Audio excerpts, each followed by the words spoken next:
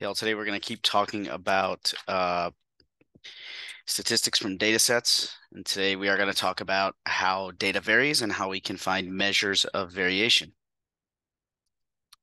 So we're going to use the same data set from the last lesson where we were using central tendency, these 15 years of licensed nuclear reactors in the United States. So if you have this data already into an Excel workbook, you can use it.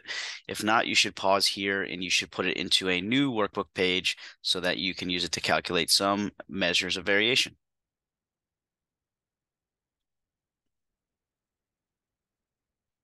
So the first measure is one that you're probably already familiar with, the range. The range is just taking the highest value and subtracting from it the smallest value in a data set. And that is pretty easy to do when we put the data in to Excel and we organize it. I already have mine organized from smallest to biggest. So we can find the range by doing the smallest or the biggest 112 minus the smallest 104. And our data range is 8.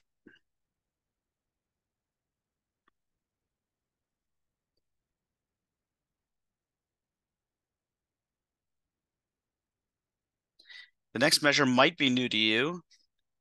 It's called variance. We have a fairly complicated formula that we can use to calculate variance. It is important to know that this first one, sigma, is the population variance. So if we have data from a population, we use sigma. We take every data point and we subtract the mean from it. Then we square that value. And we do that for every data point. And then this symbol means to add all those together. And then we divide by the number of people or elements in our population. If we have a sample, the formula is just about the same, slightly different. We use S for sample, so S squared for a sample variance. We're still subtracting every data point in the sample. We're subtracting the mean from it. This should probably say X bar. Let's see, I'll write it.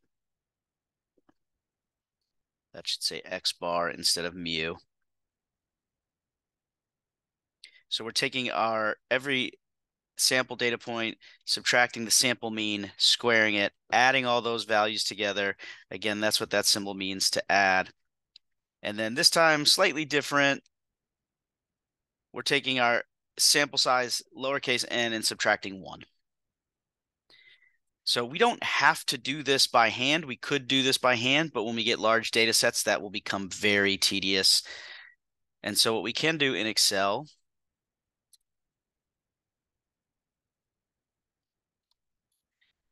I'm just making a cell to tell me what the value means.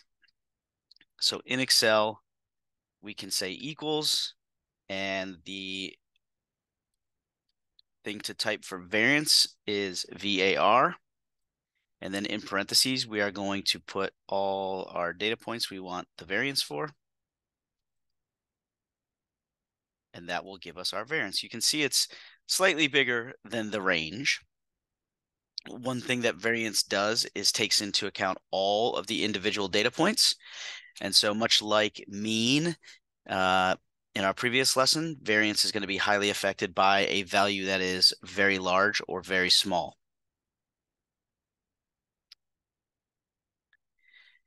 And the thing that we use that variance for is to find the standard deviation. Again, I'm going to go here and change this to X bar.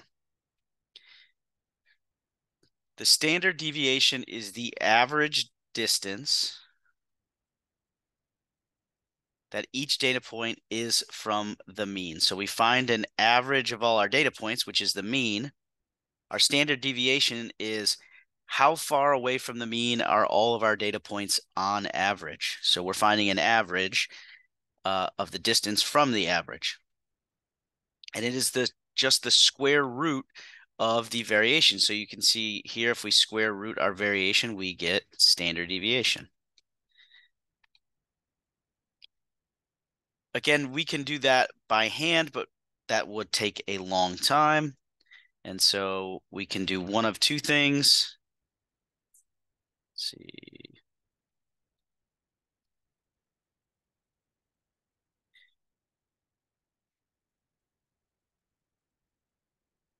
We can say equals STD EV. Tell it our data range, and it will find our standard deviation for us.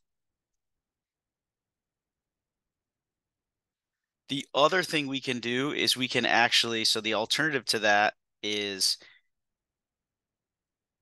we can take the square root of our variance. So equal square root of our variance, and we should get something very close. As I make these cells bigger, these values get less and less rounded.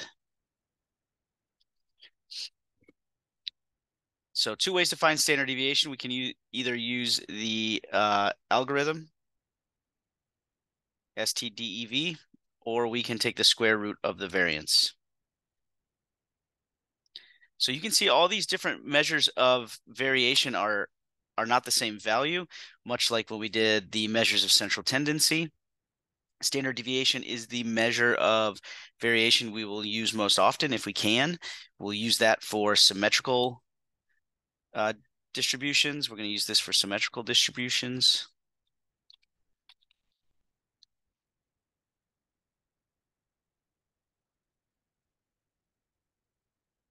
If we have anything like a skewed right or skewed left distribution, the variance and the standard deviation are going to be highly affected by larger or smaller values that are not close to the other values in the data set. So we'll use a measure of variation like the range. We'll talk about another measure of variation called the interquartile range in the future, which is also not affected by outliers, extreme values. But we'd like to use variance and standard deviation as best we can. So I want you to use is this data from the last lesson, the last UDO, and I want you to calculate the range, the variance, the standard deviation for these teacher salaries in South Carolina, and then interpret the standard deviation in context of the teacher salaries. What does the standard deviation mean? If you need help at all with any of this, please do ask. Take your time and good luck.